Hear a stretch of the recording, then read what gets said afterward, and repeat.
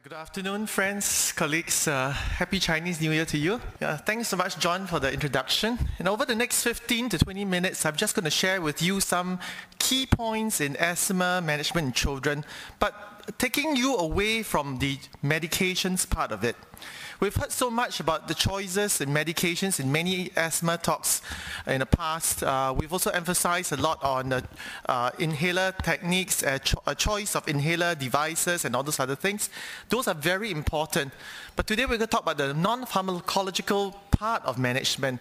And basically what that really means is I'm going to emphasize to you that asthma management is really far more than just medications alone. We know that asthma, as we heard earlier, is a very important condition. It's increasing in prevalence in children, although there seems to be a plateau in recent years in the prevalence rates around the world as well as in Singapore. But these numbers are still pretty big. About 1 in 5 children in Singapore still suffers from asthma today. And importantly as well, asthma in childhood being part of an allergic spectrum disorder, allergic rhinitis and eczema are concomitant diseases that can cause significant increase in morbidity in a child's life as well as a family's life. As we've heard earlier in a primary medical care survey in Singapore, we see that amongst all patients, adults and children, asthma is one of the leading conditions seen in primary medical care clinics. And in 1993, we see about 0.6 million cases a year. In 2001, it was about 0.45, and apparently because there was an economic downturn during this time, there were fewer patients as well. But certainly we see more than 500,000 patients each year for asthma itself. And that's a sizable number of patients. How about in children? In young children less than 4 years of age, asthma is the second leading cause of clinic visits. And it has maintained its standing in 2001 as well. In older children, it started off in the second place and now in the third place in the last 2001 survey. And so the asthma is a significant condition in childhood. But more than just numbers, we know that asthma impairs the life of a child significantly. It is an Asia-Pacific study showing that a lot of kids do miss school, they have sleep disturbances, they get hospitalized, they have emergency care visits that can significantly impact on their lives.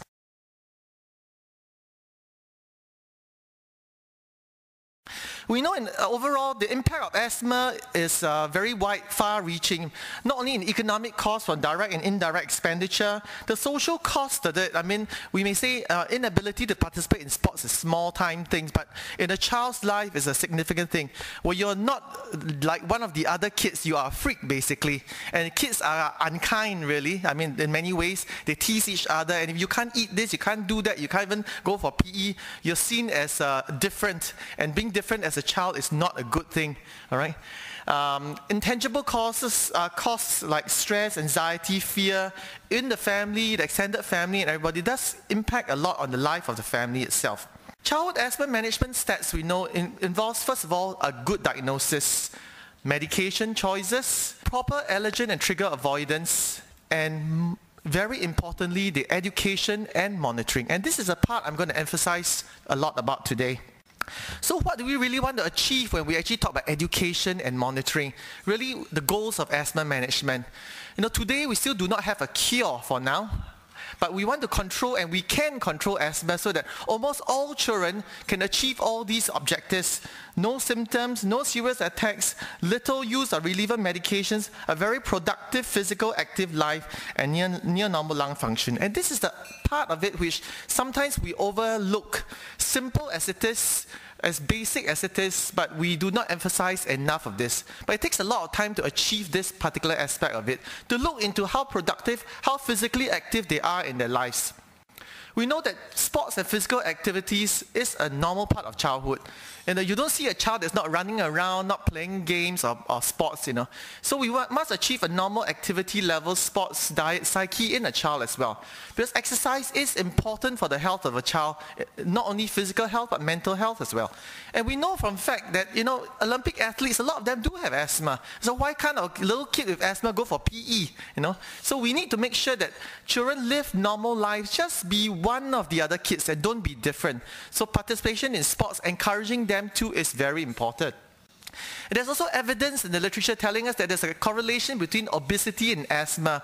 There's lots of postulated mechanisms in here as well, and also a correlation between physical inactivity and asthma itself, and all the possible mechanisms that could actually contribute to increasing asthma symptoms and poor asthma control. So basically, it's important for us to highlight the importance of exercise and leading an active lifestyle in a child with asthma.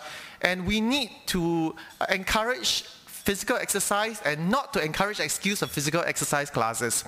I know sometimes it's easier for just to quickly scribble a memo, excuse P for this year, you know.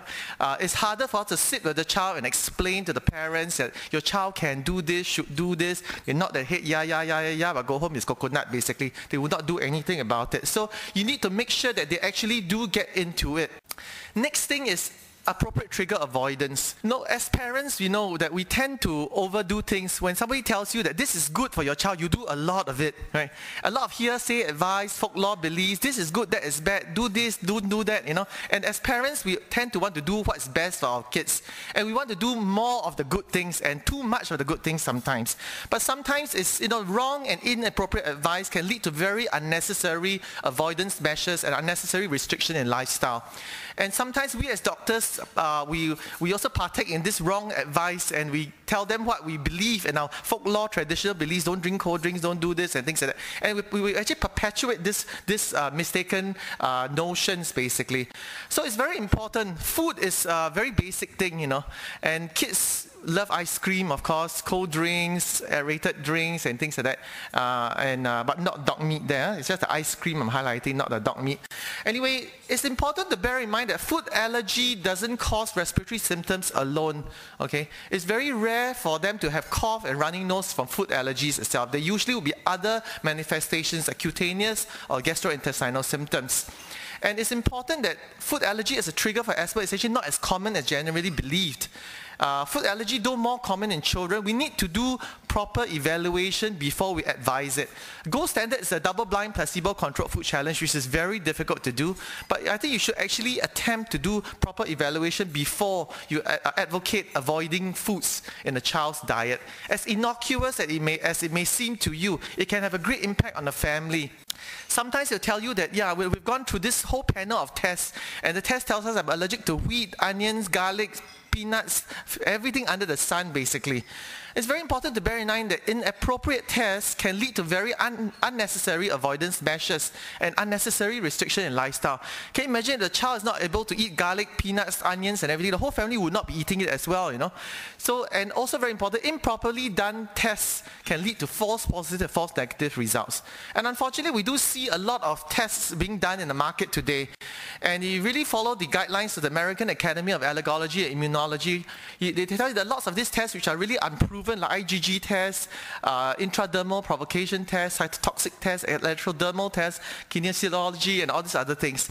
And so you really need to be very careful what you send the child to, because there are very convenient labs. You can take a nail clipping and a hair clipping and send off to some far, far corner of the world and come back with a very long list of results that makes your money worthwhile. But it really restricts your life after that, because you don't know how you're going to interpret it. And very often it will overdiagnose things for you. Also, do we automatically just tell a child, well, you have asthma, get rid of your dog, get rid of your cat, or things like that? Again, we should be very careful about it. Looking at our local data, sensitization to dogs and cats really aren't that high amongst atopic children. So I think if you really need to advise, do a proper test before you start advising things like this. Because sometimes it's a bit of a difficulty to get rid of a dog or a cat when it's been in a family longer than a child, actually. Then again, if a child has got dust mite allergies, like in this in a local study, we know that dust mite sensitization is very common. You can see like over 90% of asthmatic atopic children do have dust mite sensitization. But how are we going to avoid this? Again, simple measures versus very expensive modalities. Okay, we always must weigh the cost effectiveness of modalities. In this day and age, the marketing is fantastic. There's already overload of sales information. And as parents, sometimes we have this tendency to overdo things. When somebody says you should do this, you run out and buy everything under the sun. And of course, there's a whole range of things you can really buy, and even more than this, okay? You add them all up together, ting, a large sum of money. But, doing more does not mean better results. And you really need to understand what is necessary, what is good, what is cost effective. It's very important. Lots of common fears and anxieties amongst the parents. Fear of inhaled steroids, like Dr. Che mentioned earlier, steroid phobia, inhaled medications. I mean, to this day, we still have parents telling us, my child's so young, and sure can use an inhaler. It reminds me of opium smokers, we get addicted to it, In the traditional Chinese mindset, anything that's oral seems safer than an inhaled medication. It seems too westernized and too high-tech for the child.